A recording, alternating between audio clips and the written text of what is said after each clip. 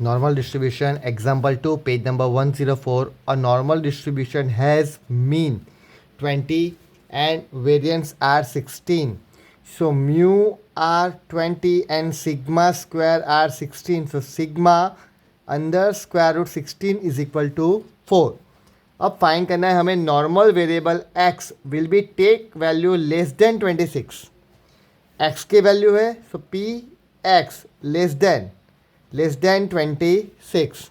तो सबसे पहले हमें फाइंड करना है z, स्टैंडर्ड नॉर्मल वेरिएबल की formula x minus mu divide sigma 26 minus mu की वैल्यू 20 बाय सिग्मा की वैल्यू 4. So 26 minus 20 by 4. So answer आएगा 6/4. सो 1.5.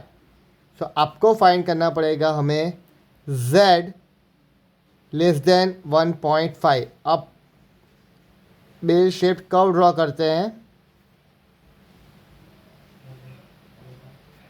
माइनस इन्फिनिटिव प्लस इन्फिनिटिव 0 1.5 इस तरफ आएगा पॉजिटिव साइड. सो अब 1.5 से लेस देन वैल्यू लेनी है तो लेस देन वैल्यू ये सारी आएगी लेफ़्ट साइड. अगर लेस देन हो तो लेफ़्ट साइड जाओ, अगर मोर देन हो तो राइट साइड लेना है वैल्यू. सो अब सेंटेंस कैसे बनेगा? सो ऑलवेज सेंटेंस क्रिएट करना है लेफ़्ट साइड से. So z is equal to minus infinitive to zero और दूसरा सेंटेंस बनेगा 0 to 1.5. अब अगर दोनों वैल्यू की साइन अगर अलग अलग है, देख लो एक माइनस है एक प्लस है तो एरिया प्लस होगा. तो माइनस इन्फिनिटी से 0 का एरिया 0.5 आता है और 1.5 में 1.5 देखो एरिया के टेबल के अंदर 1.5 में कितनी वैल्यू है 0.4332. तो 0.4332 अब प्लस करते हैं तो 0.9332 वैल्यू आएगी. नंबर 2 के अंदर मोर देन 14 दिया है. So P x more than है इसलिए ग्रेटर देन 14.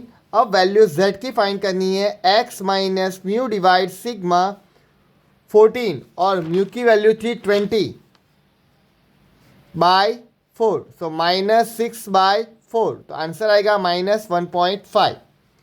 सो P Z greater than minus 1.5.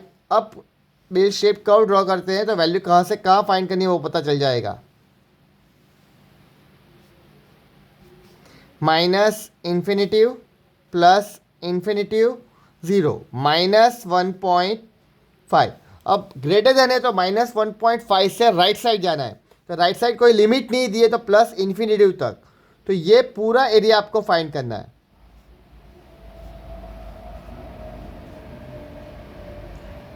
अब एक वैल्यू माइनस है और एक प्लस है तो एरिया वापस प्लस ही होगा. तो सेंटेंस बनेगा माइनस 1.520 प्लस 02 प्लस इन्फिनिटिव. सो वापस 1.5 में देखते हैं तो देख लो माइनस हो या प्लस हो z का 1.5 में 0.4332 ही आता है. सो 0.4332 और 0 टू प्लस इन्फिनिटिव रहता है 0.5. तो टोटल एरिया बनेगा 0.9332.